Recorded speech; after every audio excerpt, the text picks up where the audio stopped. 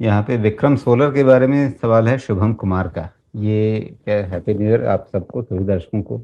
शुरुआत में ही हमने सबको अभिवादन किया है। विक्रम सोलर के बारे में ये समझना चाहते हैं कि आपका नज़रिया क्या है लंबी अवधि के लिए, अगले 5-6 साल के लिए। हाल का आईपीओ है, मुझे ध्यान आता है जब शायद इसका आईपीओ आया था तब बातचीत हुई थी क्या? तो अ, बताइए। सोलर अपने आप में एक काफ़ी उभरता हुआ क्षेत्र, लेकिन साथ में जिस काम में ये लगे हैं उसमें प्रतिस्पर्धा काफ़ी है।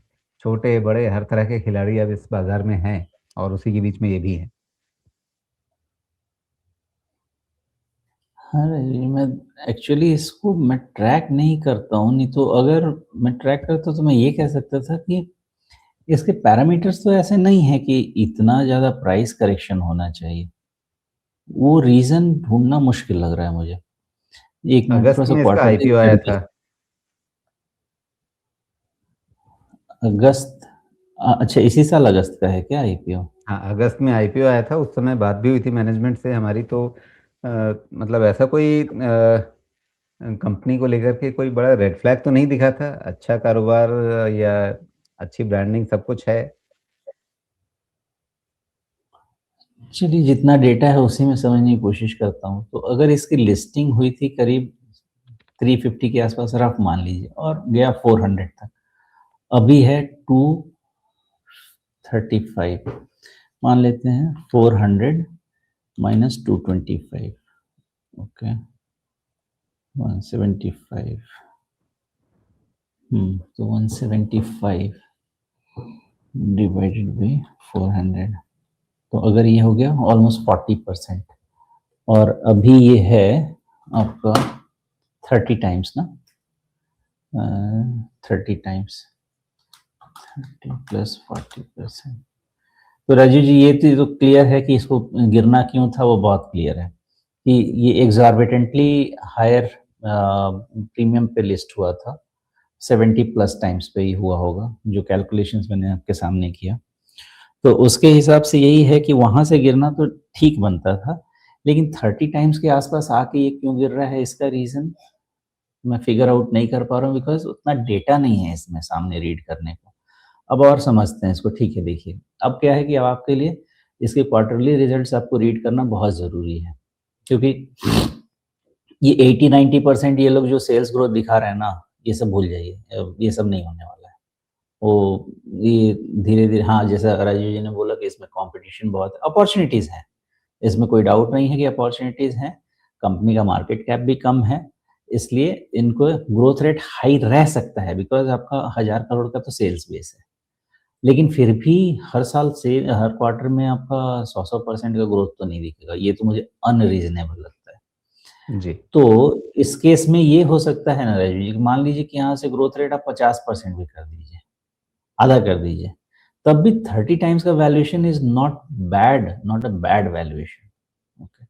तो अब जी। रिज़ल्ट नहीं, आपको क्यों वॉच करना इसको आप ये चाहिए? देखिए सुमेश जी, आपका एक बहुत अच्छा क्राइटेरिया रहा है, जिसको आप अभी तक हाइलाइट नहीं कर पा रहे हैं इसमें।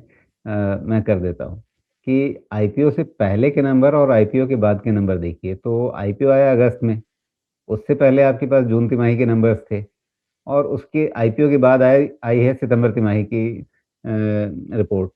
तो आप अगर सिर्फ ये तुलना कर लें जून तिमाही वर्सेस सितंबर तिमाही, तो ये जितनी भी ग्रोथ दिखा रहे हैं वो जून वर्सेस क्वार्टर ऑन क्वार्टर दिख नहीं रही है।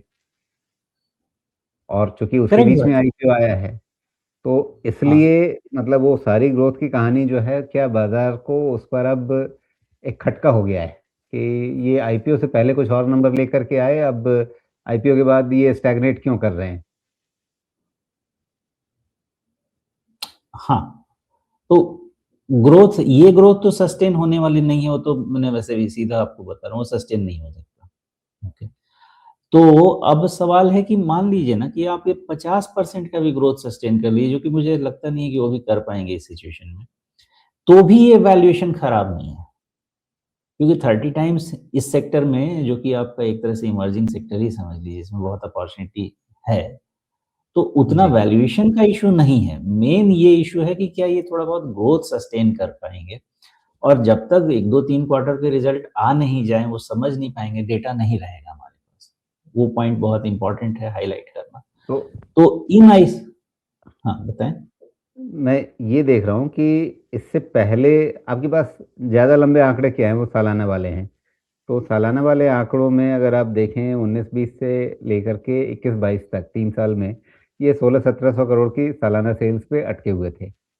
उसके बाद से अचानक से इनकी सेल्स इम्प्रूव होनी शुरू हुई है 22-23 में और 23-24 में और साथ में 24-25 में भी। तो मतलब 3 साल में इनकी सेल्स जो है वो लगभग दोगुनी हो गई। ये काफ़ी अच्छा हाई ग्रोथ था। 3 साल के आंकड़े कोई कंपनी एक साथ ये सोच कर के कि मुझे 3 साल बाद आईपीओ लाना है तो मैं अभी से अपने आंकड़े ठीक कर लूँ। ये भी थोड़ा-सा मतलब आप अगले कुछ महीनों की सेल्स आगे-पीछे करके अपने नंबर्स मतलब अ, एकदम रीसेंट क्वार्टर्स वाले नंबर्स को थोड़ा कर सकते हैं। लेकिन 3 साल के सेल्स के आंकड़े आप मनमाने तरीके से तो नहीं दिखा पाएँगे। तो वो शक कहीं पर रूल आउट करना पड़ेगा कि सालाना ग्रोथ तो जी, इनकी आ रही थी। एक नहीं, सालाना ग्रोथ देखिए 20-25% का ग्रोथ तो वैसे भी सेक्टर में मेंटेन किया जा सकता है। वो तो बहुत खराब ग्रोथ मैं कहूँगा। क्योंकि ये सेक्टर में अगर 1000 करोड़ की कंपनी अगर 40% का भी ग्रोथ नहीं कर पाएगी, आप इसके अगेंस्ट में आप बाकी सोलर कंपनीज देख लीजिए, तो कोई खास ग्रोथ तो नहीं माना जाएगा। मैच्योर सेक्टर नहीं है ना कि हम बोल दें कि भाई 15-20% का जो ग्रोथ है बहुत अच्छा ग्रोथ है। तो ये ग्रोथ 20 अगर 25-30%, 35% का भी ग्रोथ रहता है तो valuation at this juncture is not very expensive, मतलब जो आगे ग्रोथ हम कह पाए। तो जी, यहाँ से प्राइस गिरने का रीज़न और क्या होगा, खराब परफॉर्मेंस के अलावा, वो तो और तो कोई रीज़न नहीं होना चाहिए। यही 50-70 जी। टाइम का रहता था तो फिर डिस्कशन ही अलग हो जाता था। और मुझे विक्रम सोलर की पैरवी करने की वैसे भी ज़रूरत नहीं है बिकॉज़ मेरा कोई इंटरेस्ट है नहीं यहाँ पे। लेकिन मैं तो नंबर समझने की कोशिश कर रहा हूँ। तो नंबर्स ऐसे हैं कि अब इनके फ़ेवर में हाँ, यही है कि रिटर्न रेशियोज़ के अगेंस्ट में ये वैल्यूएशन बैठ नहीं रहा है। बहुत हाँ, नहीं, ठीक है, जी। रिटर्न रेशियोज़ के अगेंस्ट में भी वैल्यूएशन बैठ रहा है, कहीं कोई दिक्कत नहीं। अब यही है ना कि जो भी इसको लेना चाहता है, आप ध्यान ये दीजिएगा कि कम से कम 1 क्वार्टरली रिज़ल्ट का वेट कीजिए। उसके नंबर्स को अब देखिए। वही हाल और अभी जो ताज़ा-ताज़ा हमने एक सवाल डिस्कस किया, बॉटम बना हुँ, कि नहीं बना ये कैसे तय करें? वही वही बॉटम चलिए फॉर्मेशन अच्छा ही किया, अब वो सवाल उस पे यहाँ पे ही बिल्कुल प्रैक्टिकल तरीके से आ गया है। हाँ, बिल्कुल सही बात है। अभी देखिए क्या कर सकते हैं, तो यहीं पे क्लास करते हैं हम। पहले चीज़ 1 क्वार्टरली नंबर का वेट कीजिए और दूसरी चीज़ 255 के ऊपर क्लोज़ होने का वेट कीजिए।